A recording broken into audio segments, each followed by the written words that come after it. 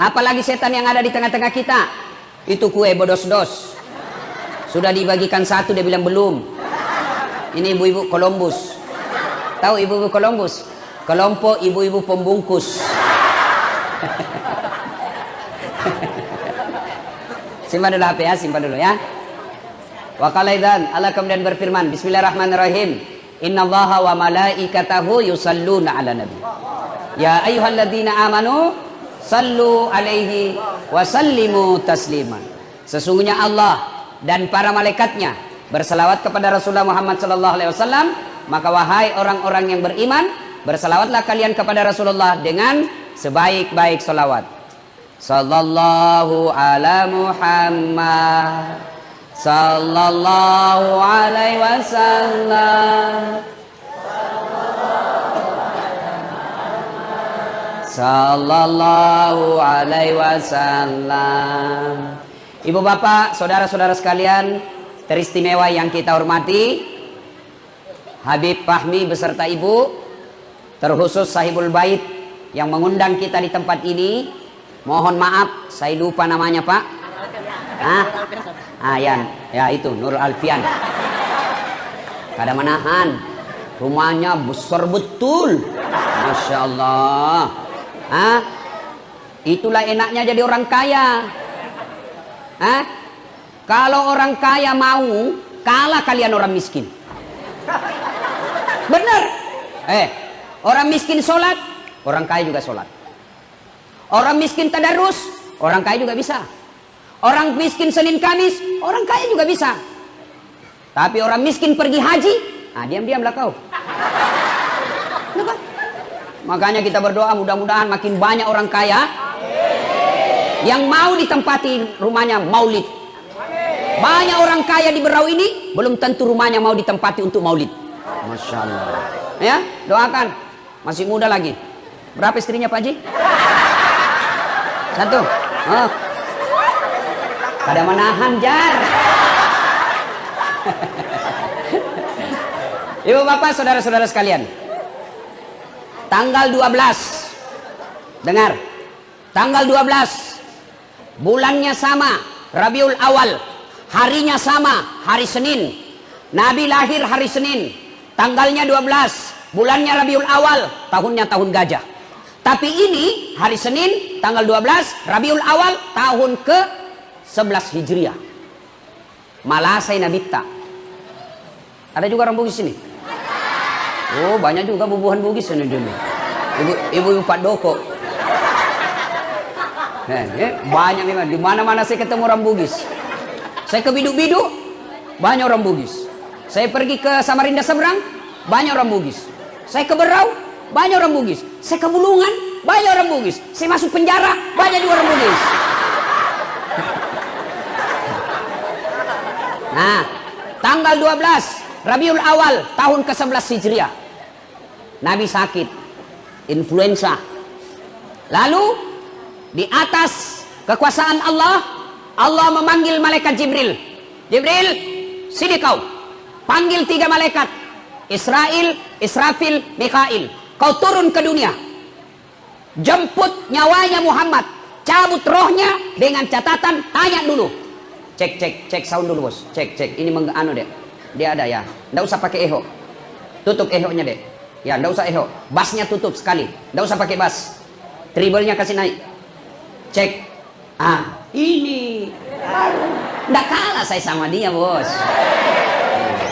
Itu tadi tesnya lagu dangdut. Kalau ini ceramah.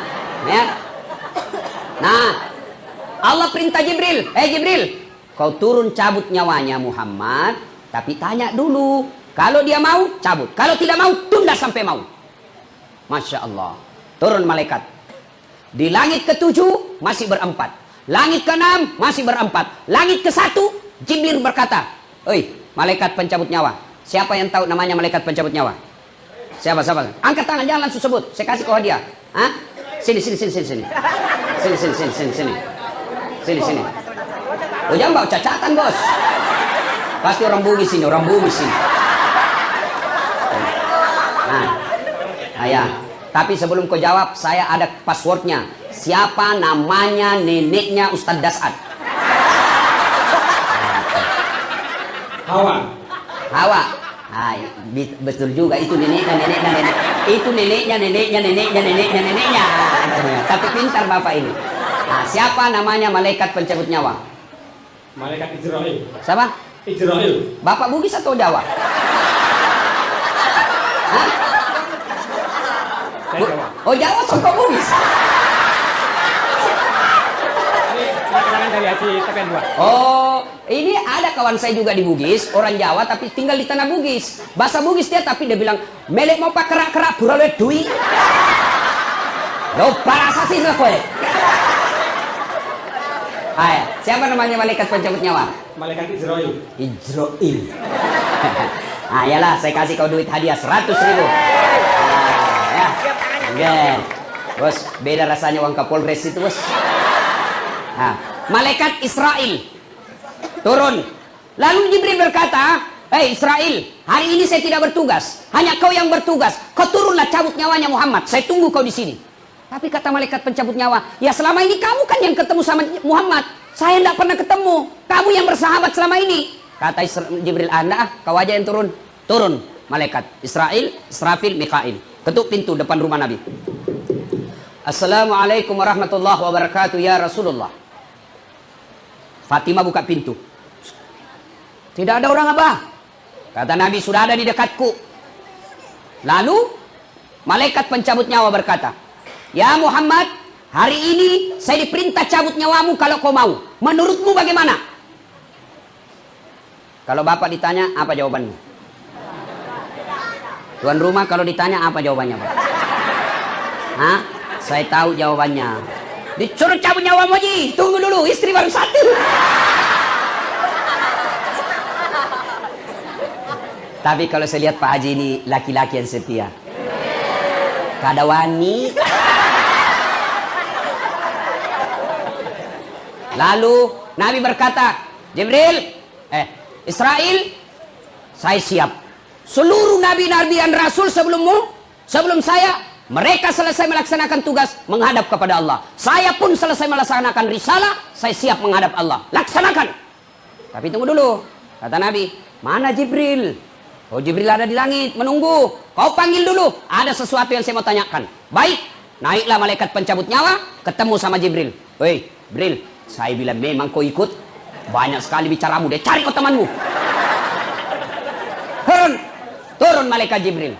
Itu malaikat Jibril kalau muncul depan Nabi, langsung muncul saja. Seperti yang iklan di televisi. Tuk, Wane Piro. Pernah lihat iklan toh? Wane Piro. Muncul. Lalu Nabi bertanya kepada Jibril, "Wahai Jibril, kalau hari ini saya harus menghadap kepada Allah, kalau hari ini saya harus dicabut nyawaku, tolong berikan saya kabar gembira. Tolong berikan saya berita yang menyenangkan." Lalu Jibril menjawab, "Ya Muhammad, seluruh malaikat yang pernah Allah ciptakan ngantri menyambut rohmu." Masya Allah. Seluruh malaikat yang pernah Allah ciptakan menyambut rohnya Nabiullah Muhammad SAW. Ngantri. Masya Allah. Saya saja tadi datang dikawal. Masya Allah. Ada juga ibu-ibu yang gosip saya. Saya lewat, ada lagi ibu-ibu yang gosip. Bilang, "Itu juga bajunya waktu di YouTube." Masya Allah. Lalu apalagi Jibril? Kata Nabi, apa lagi? "Ya Muhammad, kalau kau punya dosa dan kesalahan, Allah telah mengampuni semua dosa-dosamu." Alhamdulillah, kata Nabi. Apalagi Jibril? "Ya Muhammad, engkau Nabi paling terakhir. Engkau Nabi yang paling buntut. Tapi meskipun engkau paling terakhir, haram seluruh Nabi yang pernah Allah turunkan. Dari Adam sampai Isa, haram masuk surga sebelum engkau lebih dulu masuk ke dalam surga." Alhamdulillah, kata Nabi. "Tapi Jibril, itu kan saya. Saya tidak cemas soal diriku. Saya tidak cemas pusing soal diri saya. Yang aku cemaskan umatku yang ada di Berau."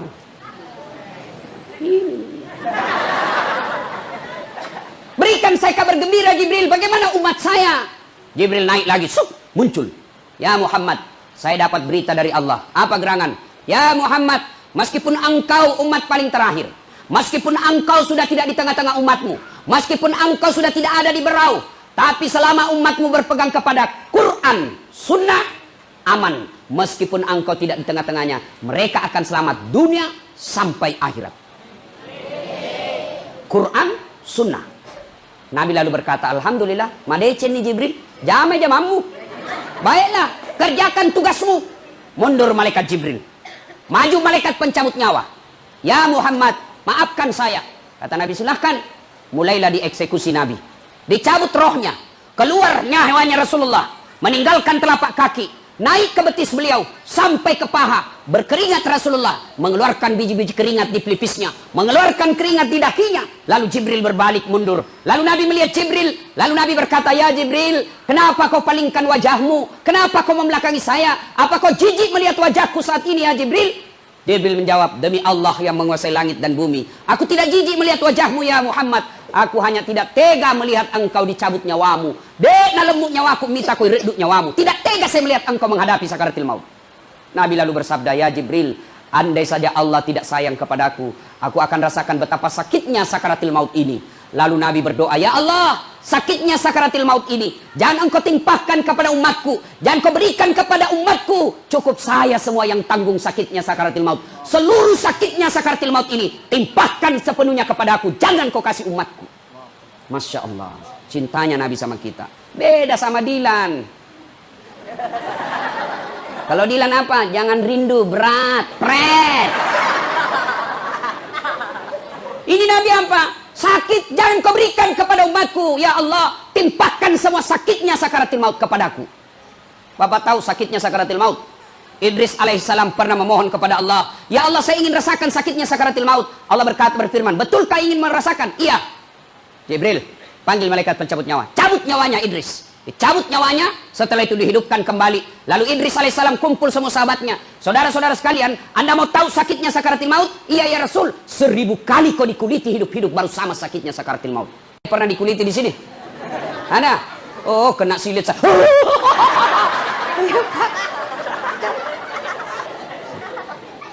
Baik, naik rohnya Rasulullah, meninggalkan paha sampai ke perut, menggigil Rasulullah sampai ke tenggorokan. Lalu Nabi bersabda, jaga solatmu, jaga solat kalian. Satu, jaga solatmu. Nabi tidak mengatakan jaga rumahmu. Nabi tidak mengatakan jaga rukomu, jaga kebun sawitmu. Tidak, Nabi katakan jaga solatmu, jaga solat kalian. Nih ibu-ibu, jaga solatmu ibu. Ini paling banyak dah solat ini kalau ada pengantin. Gara-gara make up. Mukanya nak kira tembok. Coklat, biru, abu-abu, keren. Dongo. Tahu dongo? Beleng-beleng. Tahu beleng-beleng? Dongo. Ah, kaulah itu. Apa? Hei, bu. Hei. Boleh dandan. Tapi jangan gara-gara dandan kau tidak sholat. Dongo namanya itu. Ini mukamu, biar kau klasik. Ada lebih parah, ada lagi lebihnya sedikit di sini. Saya bilang, kenapa lagi ada lebih-lebihnya? Nah bilang, seperti artis Korea. Artis Korea baru di Teluk Bayur tinggal.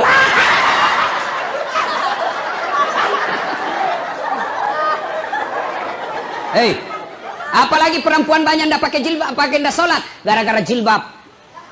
Jilbab sakaratil maut. Talinya 2 meter. Dia kasih kembang di sini. Ah, jilbabnya 3 lapis. Kuning, biru, abu-abu, kasih miring sedikit. Ada lagi miring. Gak ada pohon-pohon juga kasih. Nggak bisa lah dia goyang lehernya kan diikat. Beginilah dia jalannya. Dia bilang suaminya, buru-buru pak, tunggu dulu bu. Beleng-beleng. Hah? Bu, jaga sholat kalian. Ya, jaga sholatmu. Hayya 'alas shalah. Tinggalkan tokomu, kau sholat.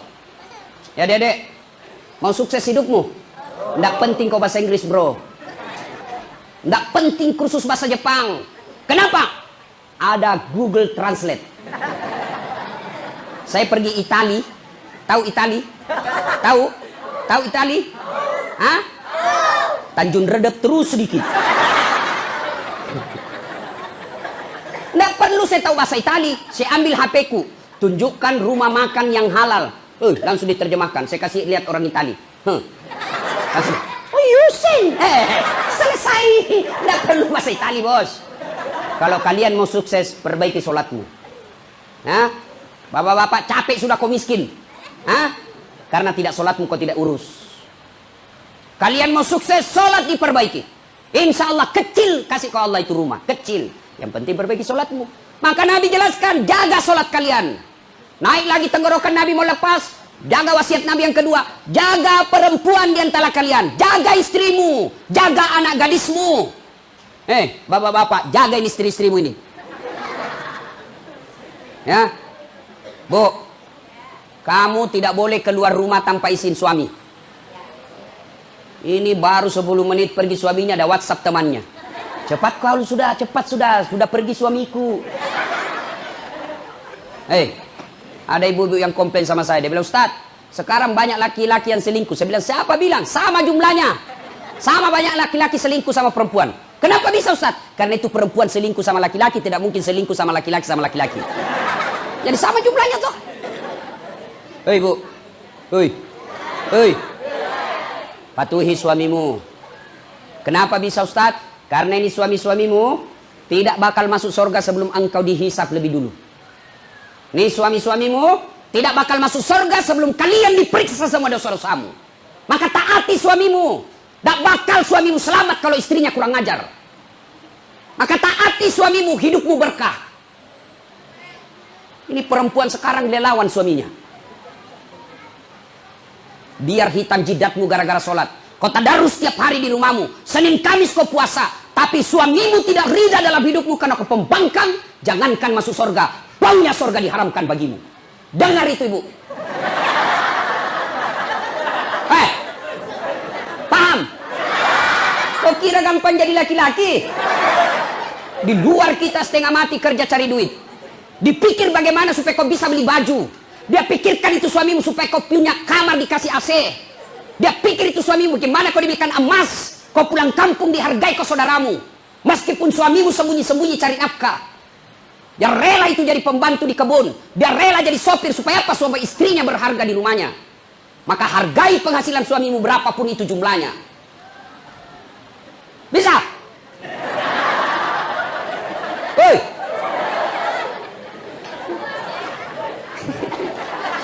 Ini semua muka-muka pembangkang semuanya. Jelas ibu? Hei! Kata Nabi, jaga perempuan kalian. Bapak-bapak yang punya anak gadis, jaga itu anak gadismu. Ya, jangan sampai kalau dicari itu ayammu yang hilang daripada anak gadismu yang tidak pulang malam-malam. Ayam jagonya hilang, ngamuk 2 hari. Sekali anak gadisnya jam 10 malam belum pulang, tidak dicari. Jaga perempuan kalian. Yang ketiga kata Nabi, begitu naik di penghujung bibirnya, jaga sholat kalian, jaga perempuan di antara kalian. Yang terakhir siapa yang disebut Nabi? Apakah Nabi sebut Aisyah istri beliau? Tidak. Apa beliau sebut Fatimah anak beliau? Tidak. Apa beliau sebut Hasan Husain cucu beliau? Tidak. Tidak satupun yang disebut keluarganya. Tapi siapa yang disebut Nabi? Ummati, ummati, ummati. Umatku, umatku, umatku. Kita semua. Begitu cintanya Nabi kepada kita. Begitu sayangnya Nabi kepada kita semua. Akhir hidupnya pun beliau masih menyebut kita. Sekarang pertanyaan buat kita. Sudahkah kita mencintai Nabi? Sudah mencintai Nabi? Nah sekarang kalau cinta kepada Nabi, bagaimana cara mencintai Nabi Ustaz? 1. Cintai Nabi dengan cara apa? Banyak-banyak menyebut namanya. Dulu sampai sekarang, kalau ada orang saya suka, jangankan saya lihat mukanya, saya dengar saja namanya disebut langsung. Siapa yang demut itu? Orang Bugis bilang dum-dum gled. Dumba-dumba glitter. Coba, adik-adik. Pernah kau jatuh cinta? Pernah? Sering. Nah toh, dulu ada perempuan artis saya suka betul. Saya dengar saja namanya, Masya Allah. Saya mau sekali sama dia. Dia pun mau sama saya. Tapi mau muntah.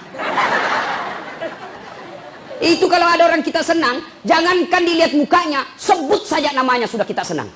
Maka kalau Anda cinta kepada Nabi, banyak-banyak menyebut namanya. Bagaimana cara menyebut nama Nabi? Itulah sholawat. Sallallahu ala Muhammad, sallallahu alaihi wasallam, sallallahu ala Muhammad, sallallahu alaihi wasallam. Ibu, kau sambil doakan itu anakmu. Jangan selalu bilang begini, Ustaz, air penerang, supaya cerdas anakku Ustaz. Biar Ustaz siapa yang bacakan ini air untuk anakmu, kalau ibunya ndak sholat, susah itu sampai doa. Kepala batu kau namanya. Doa penenang Ustaz. Kita nasi setengah mati. Datang 20 orang masing-masing saja. Jadi. Ya. Maka ibu-ibu kalau mau anakmu baik, doa sebaik-baik untuk anak dari bibir ibunya. Saya doakan anakmu, saya tidak kenal, belum tentu saya ikhlas. Ayo, tapi doa dari ibu itu yang paling ikhlas. Kenapa? Karena ibulah yang paling mencintai anaknya, karena ibulah yang paling menderita melahirkan anaknya. Suami nangis anaknya malam-malam, urus anakmu. Padahal sama-sama dibikin. Jangan ketawa anak muda, ini urusan orang tua. Ini jumlah-jumlah fisabilillah ini. Nah, ayo, coba lihat kalau ibu-ibu, bayangkan. Saya kadang-kala lihat orang di pesawat, bawa tas kanan, bawa tas kiri, ada juga ranselnya, ada juga kasihan anaknya itu, dia gendong pakai sarung, ada lagi satu di bawah. Suaminya enak-enak jalan, itulah laki-laki. Maka ibu paling sayang sama anak, maka doakan anakmu. Anakmu lah itu kekayaanmu. Tapi tidak mungkin doamu sampai kalau kau tidak sholat. Selesai sholat kau berdoa kepada Allah. Sebelum doa itu dikabulkan, syaratnya bersalawat kepada Rasulullah Muhammad SAW. Passwordnya itu doa, kunci pembukanya doamu adalah salawat kepada Nabi. Kau berdoa tidak dikabulkan Allah, siapa sebabnya? Karena kalian tidak bersalawat kepada Nabi.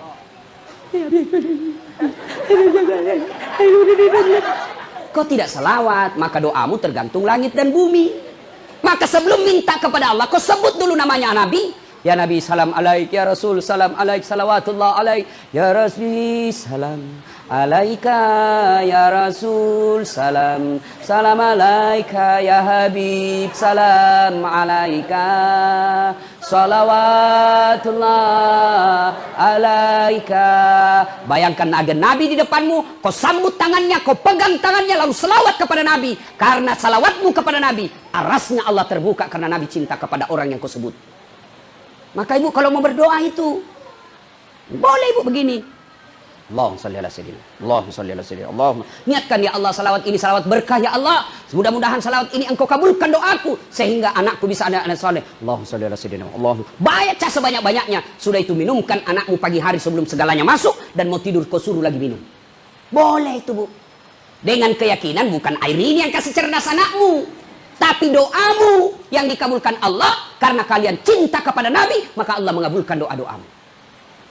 Ya, selawat. Kau membayangkan suami yang lagi pergi merantau, 2 hari ditelepon tidak ada jawaban, 2 minggu hilang HP-nya, tidak mungkin menyusul, maka kau kirim selawat untuk lindungi suamimu. Ya Nabi salam alaik, ya Rasul salam alaik, ya Habib salam alaik, salawatullah alaik. Ya Allah lindungi suami saya ya Allah. Ya Allah, tutup mata hatinya terhadap perempuan ya Allah. Palingkan hatinya kepadaku ya Allah. Buat dia pusing kepalanya kalau dia tidak lihat saya 2 bulan. Pulang.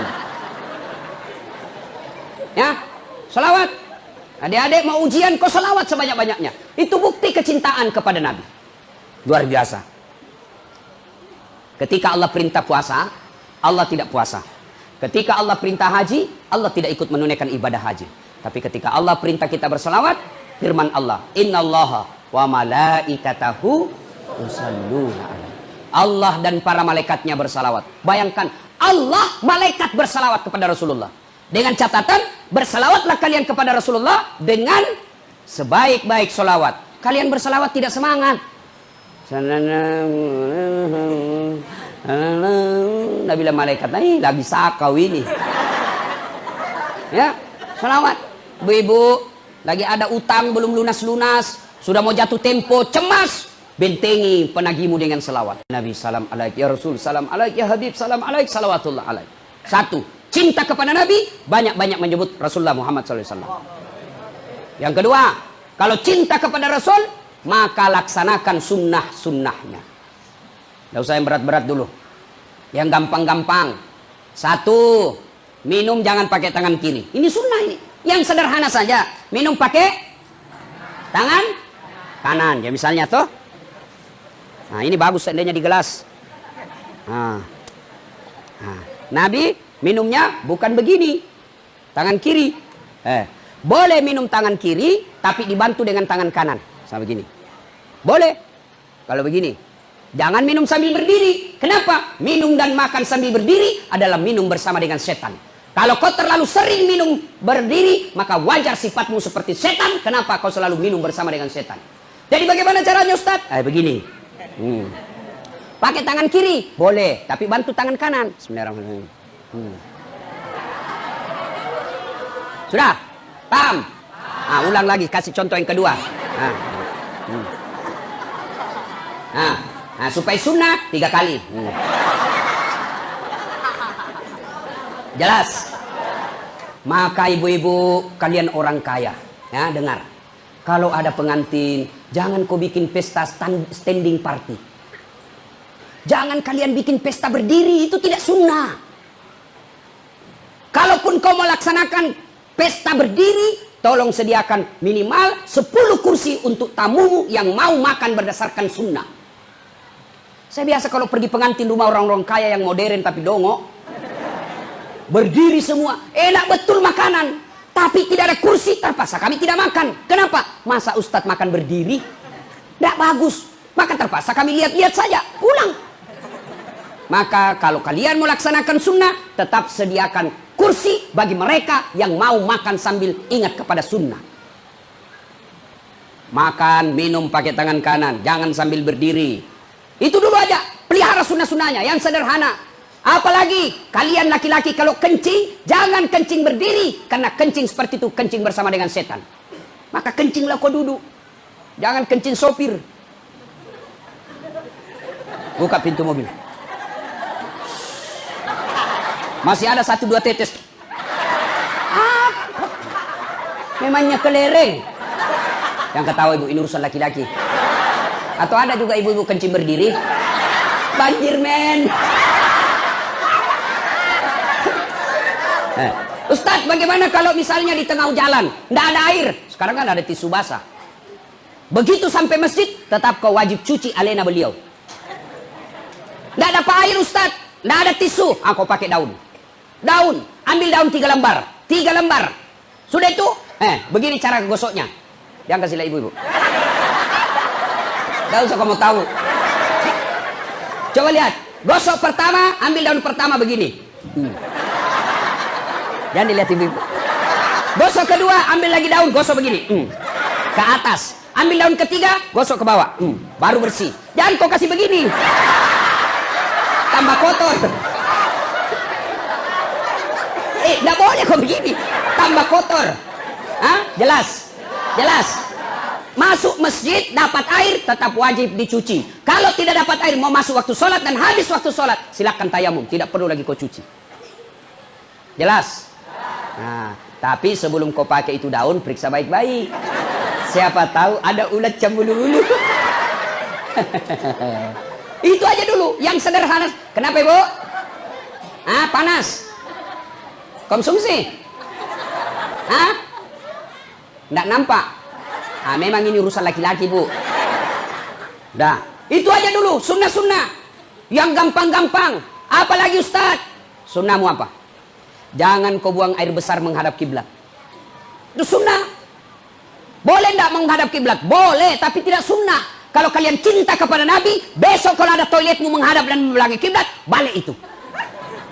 Putar itu toiletmu. Tidak bisa ditukar lagi Ustaz, tidak ada ongkos, kau aja yang balik. Sudah, itu sunnah. Ya, banyak lagi sunnah-sunnah. Yang sederhana-sederhana saja dulu. Apalagi Ustaz? Apalagi? Sunnah. Mulai agak susah-susah sedikit. Apa itu Ustaz? Yuk, tiada hari tanpa wudu. 24 jam ada wudu. Mau pergi sekolah wudu dulu. Mau ke pasar ibu wudu dulu. Bapak-bapak mau ke kebun wudu dulu. Bapak-bapak mau pergi kerja wudu dulu. Ibu-ibu mau pergi gosip wudu dulu. Ya, Udah, laksanakan sunnah-sunnahnya. Yang berikutnya, kalau cinta kepada Rasul, setelah melaksanakan sunnah-sunnahnya, apalagi kalau cinta kepada Rasul, memelihara amanah warisannya. Apa warisannya Nabi? Istana? Bukan. Apa warisannya Nabi? Kantor gubernur? Bukan. Apa warisan Nabi? Al-ulama'u warisatul anbiya. Ulama adalah pewaris para nabi. Maka cintai guru-guru kalian. Cintai ulama, bukan dasatnya, tapi profesinya sebagai penyiar agama. Adik-adik saya tanya, kamu tahu halal haram ilmu dari mana? Dari guru. Kamu tahu rukun-rukun sholat bukan dari presiden, bukan dari menteri, bukan dari Pangkostrat, tapi kalian tahu hukum-hukum Islam dari mana? Dari guru atau ulama. Maka muliakan ulama. Jangan sampai kalian lebih menghormati artis daripada ulama. Kalau artis yang datang jemput pakai pengawal, pakai koridor tentara polisi, padahal dia cuma datang bawa alamat palsu. Kelihatan pahanya, kelihatan dadanya. Kadang juga dikasih pegangnya, dikasih pacina-cina saja kita. Kadang dikasih pegangnya, dikasih dia saja mundur-mundur. Adalah Pak Haji di depannya begini. Pulang kasih duit 100 juta. Sampai Jakarta dia pakai narkoba itu duitnya. Giliran imam kau butuhkan, kau jemput tidak, kau kirimkan Gojek. Jemput Pak Imam. Datanglah dia pakai motor. Kehujanan. Satu mantel 2 orang. Sudah sampai kadek? Belum kak? Lama benar ding? Belum lagi? Itu jangan lagi satu-satu kaki kita di belakang. 1 jam kita hapsian, busa-busa kalepaknya semua. Bulik, kasih pisang sama 20.000, dihantam-hantamnya. Jangan ketawa, saya serius sini. Muliakan ulamamu. Muliakan guru. Alhamdulillah kalau bubuhan Banjar, luar biasa. Saya ini keliling-keliling ceramah Pak, tapi memang kalau bubuhan Banjar itu, luar biasa penghormatannya sama guru. Ya? Hanya di Banjar kadang-kala saya dapat orang cium tangan begini. Biar itu airnya kita minum, diambilnya juga. Nggak usah kalau saya. Nggak usah. Memuliakan guru, selain memuliakan fisiknya, yang lebih penting adalah amalkan ilmu-ilmunya. Yang berikutnya, cinta kepada Rasul, maka ikuti pola Nabi dalam menghadapi masalah. Adakah manusia tidak ada masalahnya? Semua punya masalah. Nabi belum lahir sudah yatim. Baru 3 hari setelah dilahirkan dibawa ke sebuah desa. Disusui oleh ibu, susunya Halimatus Sa'diyah. 4 tahun bersama Halimatus Sa'diyah diambil oleh ibunya Siti Aminah. Baru 2 tahun wafat lagi ibunya ketika pulang ziarah kubur desa Afwa. Diambil sama kakeknya Abdul Muttalib. Usia 8 tahun wafat lagi kakeknya. Usia 8 diambil lagi pamannya Abu Talib. Usia 12 tahun, beliau sudah mulai ikut-ikut perang sampai usia 16 tahun. Perangnya bukan perang agama, tapi perang antar suku. Itu Nabi, penuh masalah. Nah, apalagi kita, Nabi ketika ada masalahnya, beliau menghadap kepada Allah, berdoa kepada Allah. Maka ibu-ibu, nih saya lihat ini muka-mukanya ibu, muka-muka penuh masalah semua ini. Maka kalau cinta kepada Rasul, begitu ada masalah, berdoa. Doanya di mana Ustaz? Di atas sajadah. Ibu-ibu bapak sekarang saya lihat banyak rajin berdoa. Anak-anak milenial pun setiap jam berdoa. Sedikit-sedikit berdoa. Tapi di mana dia berdoa? Status. Ayo ibu bapak saudara-saudara sekalian. Banyak yang ingin kita sampaikan tapi waktu yang terbatas. Insya Allah.